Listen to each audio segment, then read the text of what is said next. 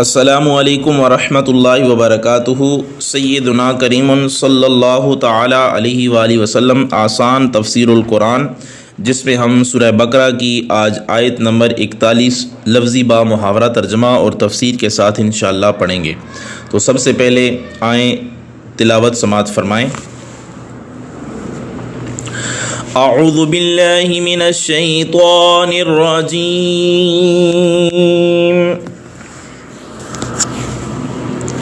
بسم اللہ الرحمن الرحیم۔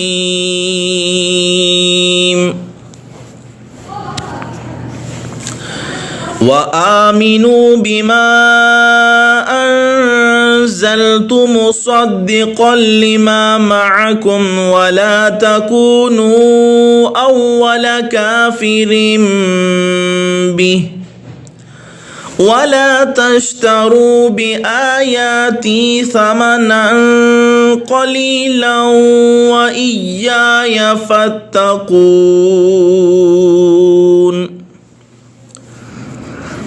اور ایمان لاؤ اس کتاب پر جو نازل کی ہے میں نے، یہ سچا ثابت کرنے والی ہے اس کو جو تمہارے پاس ہے،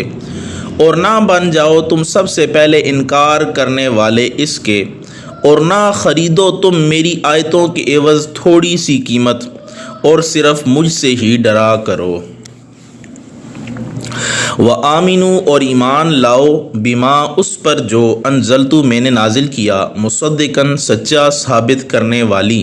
لما اس کو معکم جو تمہارے پاس ہے، والا اور نہ تکونو تم بن جاؤ اولا پہلے کافرن انکار کرنے والے بھی اس کا،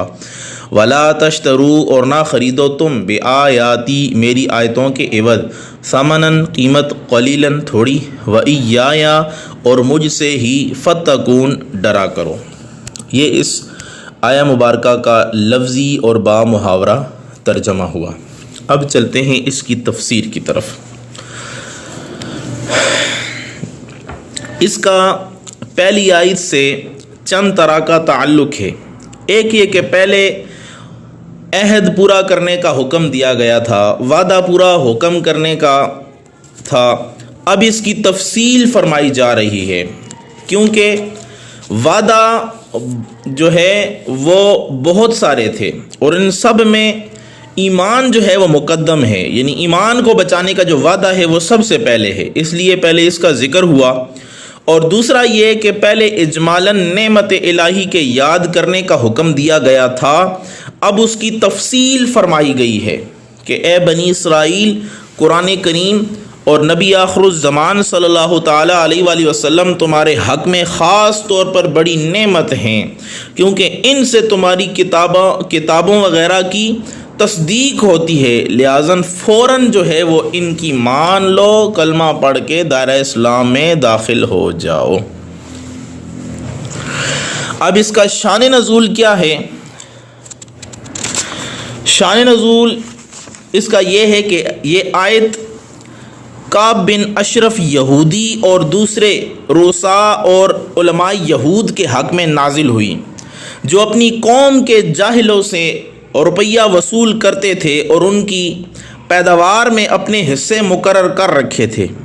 انہیں فکر ہوئی کہ تورات میں جو حضور نبی اکرم صلی اللہ علیہ وسلم کی نعتیں موجود ہیں، صفات موجود ہیں، اگر ہم اس کو ظاہر کر دیں یا خود حضور نبی کریم رؤوف الرحیم صلی اللہ علیہ وسلم پر ایمان لے آئیں تو ہماری قوم بھی ان پر ایمان لے آئے گی اور ہماری یہ آمدنی رک جائے گی یا جاتی رہے گی۔ اس لیے انہوں نے تورات کو بدل ڈالا، اور جب لوگ ان سے پوچھتے کہ تورات میں نبی آخر الزمان صلی اللہ تعالیٰ علیہ وآلہ وسلم کے کیا کیا اوصاف لکھے ہوئے ہیں، کیا کیا اوصاف مذکور ہیں، تو وہ چھپا لیتے تھے اور ہرگز نہ بتاتے تھے۔ اور ایک جگہ فرمایا گیا کہ یہ کعب بن اشرف جو یہودی ہے، یہ تفسیر روح البیان کا حوالہ اس میں موجود ہے کہ علماء یہود سے کہا کہ تم حضور علیہ الصلوۃ والسلام کے بارے میں کیا کیا جانتے ہو یا کیا کہتے ہو؟ تو انہوں نے کہا کہ وہ سچے نبی ہیں۔ تو کعب بن اشرف یہودی بولا، اگر تم کچھ اس کے خلاف جواب دیتے تو میں تم کو انعام و اکرام دیتا۔ وہ کہنے لگے ہم نے بغیر سوچے سمجھے کہہ دیا ہے، ہم کو سوچنے کا موقع دو۔ کعب بن اشرف یہودی نے کہا اچھا آپ سوچ لو. یہ لوگ اس مجلس سے اٹھے اور حضور علیہ الصلوۃ والسلام کی نعت تورات سے نکال دی اور نبی آخر زمان صلی اللہ تعالیٰ علیہ وآلہ وسلم کی وہ صفات، وہ نعتیں بیان کی جو دجال کی تھیں. پھر کعب سے آ کر کہا تو اس نے ہر ایک عالم کو 400 جو یا 4 کلو جو اور 4 جو ہے وہ چادریں عطا کیں. تو اس موقع پر یہ آیہ کریمہ اتری کہ دین کو جو ہے وہ سستے داموں نہ بیچو. مزید اس کی وضاحت آتی ہے. اب یہاں پہ حضور ضیاء الامت رحمۃ اللہ تعالی علیہ نے بڑا ایک خوبصورت حکم بیان کیا ہے. یہاں پہ بڑی اچھی ایک بات بیان کی ہے کہ علماء بنی اسرائیل کے اسلام قبول کرنے کے راستے میں ایک بڑی رکاوٹ یہ بھی تھی کہ وہ اس بات سے خوف زدہ تھے کہ اگر انہوں نے اپنے پرانے دین کو چھوڑ دیا اور اس نئے دین کو اختیار کر لیا تو ان کے عقیدت مندوں کا یہ ہجوم منتشر ہو جائے گا اور جو مالی منفعت جو اب انہیں اپنے ماننے والوں سے حاصل ہو رہی ہے بند ہو جائے گی. اللہ تعالیٰ انہیں متنبہ فرما رہا ہے کہ ایسی باتوں سے ہراساں مت ہو. ڈرنا ہے تو اپنے اللہ سے ڈرو جس کے قبضہ قدرت میں رزق کے خزانے ہیں، جسے چاہتا ہے جتنا چاہتا ہے جب چاہتا ہے عطا فرماتا ہے. لیکن ان کی کھوپڑی میں یہ بات کہاں اترنے والی تھی. اس وجہ سے انہوں نے یہ احکام بدل کے جو ہے یہ اس طرح کے ہیلے سازی کیے اور اپنے علماء سے یا اپنی عوام سے جو ہے وہ پیسے بٹورے. اب اس پوری آیت کا اگر خلاصہ بیان کیا جائے تو اس کا خلاصہ یہ ہوگا کہ بنی اسرائیل سے فرمایا جا رہا ہے تم میری نعمتوں کو اس طرح یاد کرو اور میرے وعدوں کو ایسا پورا کرو کہ اس قرآن والے محبوب صلی اللہ تعالیٰ علیہ وآلہ وسلم اور قرآن اور اس کے سارے معجزات پر ایمان لے آؤ. ایک تو اس لیے کہ پچھلی کتابوں اور رسولوں کی طرح یہ بھی ہمارے بھیجے ہوئے پیغمبر ہیں اور بعض کو ماننا اور بعض کو نہ ماننا اس کے کیا مانا، یعنی اس طرح نہیں کہ بعض کو مان لیا اور بعض کو نہ مانا تو یہ ایمان لانا نہیں ہے. اور دوسرا یہ اس لیے کہ یہ کتاب اور رسول تمہارے محسن ہیں، انہوں نے آ کر ان سب کتابوں اور نبیوں کو سچا کر دیا. ان میں فرمایا گیا تھا کہ اس شکل و شباہت والا اور ان اخلاق کریمانہ والا اور ان صفات والا ایسی خوبیوں کا مالک، مکہ میں پیدا ہو کر مدینے میں رہنے والا، اس قسم کی تعلیم دینے والا، اچھے کام سکھانے والا، سیدھا راستہ دکھانے والا، سچی بات بتانے والا، توحید کا سبق پڑھانے والا، کفر و دلالت مٹانے والا، شمع ایمان جلانے والا، رحمان کی طرف سے قرآن لانے والا،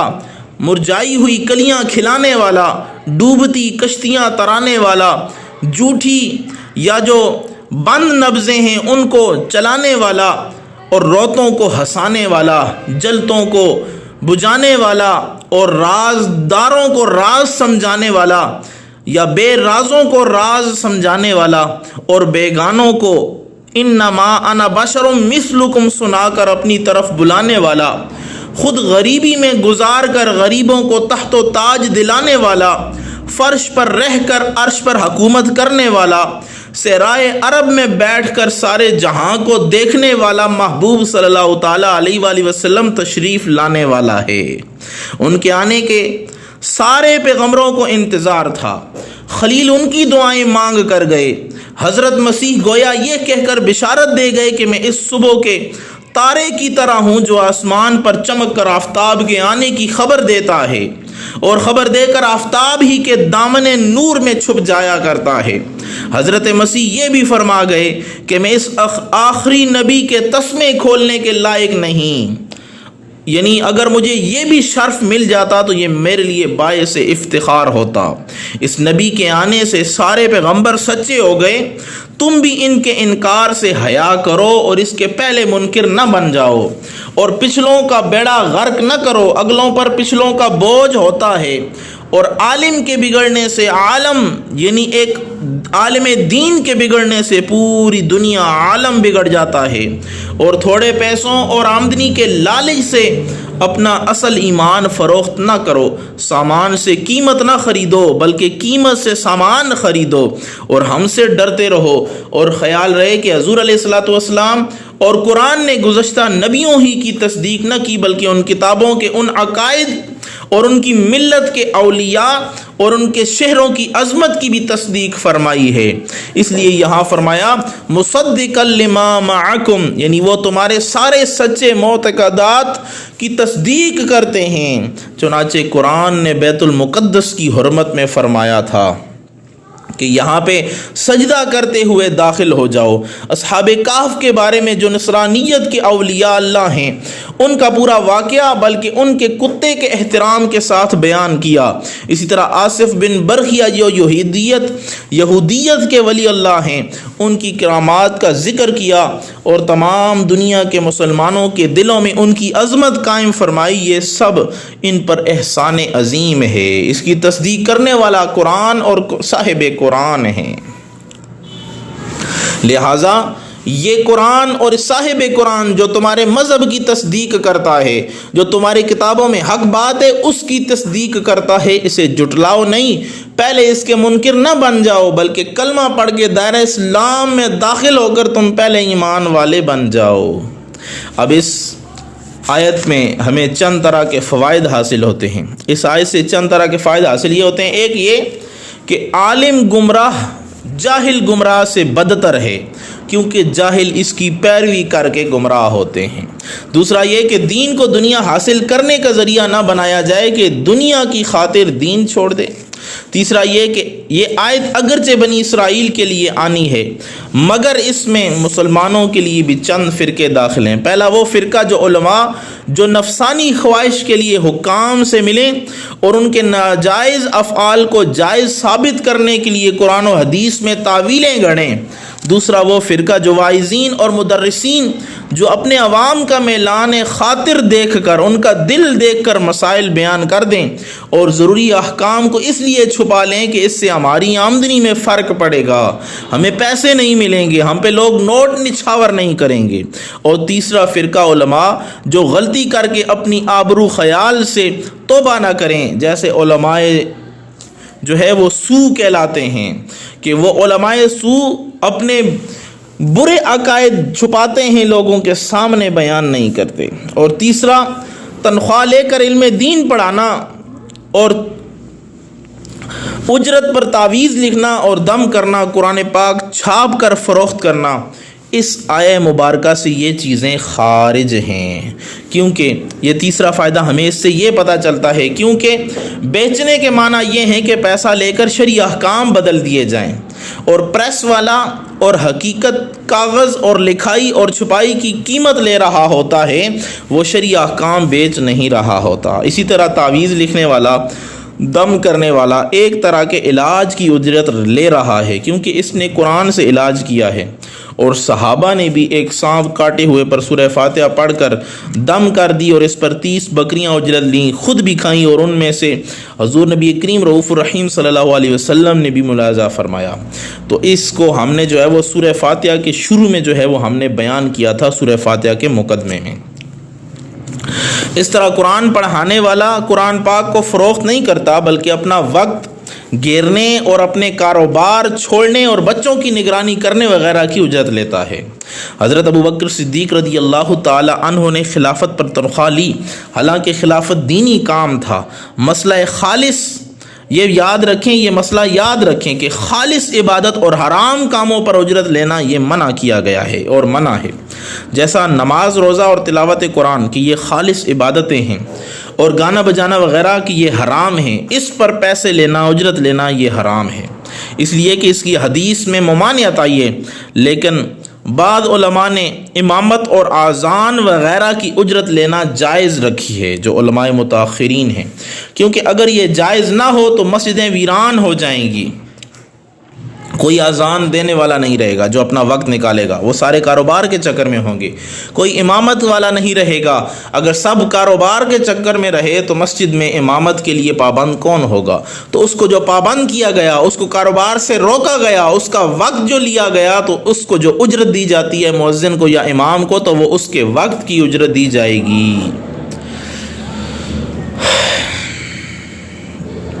تفسیر عزیزی میں اسی جگہ نہایت عمدہ فائدہ بیان فرمایا ہے، وہ یہ کہ جائز کام پر اجرت لینی جائز ہے۔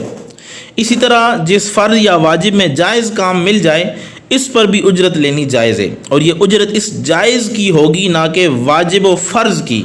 لہٰذا امامت میں دو چیزیں ہیں، ایک ادائے نماز جو کہ فرض، اور ایک خاص جگہ اور وقت کی پابندی، یعنی فلاں وقت حاضری دینا یہ جائز فعل ہے، اور تنخواہ اس کی پابندی کی ہے نہ کہ نماز کی۔ اب پانچواں فائدہ اس آیت سے یہ ہوا کہ کسی بزرگ کے معتقدین اسے حد سے بڑھا دیں، خدا سے ملا دیں، تو ان کے جواب میں اس بزرگ کی توہین نہیں کرنی چاہیے بلکہ اس کو روکنا چاہیے۔ اب دیکھیں، عیسائیوں نے حضرت عیسیٰ و مریم کو رب کا بیٹا اور بیوی کہا، قرآن نے ان کی تردید کی ہے، مگر ان دو بزرگوں کو عزت و تکریم،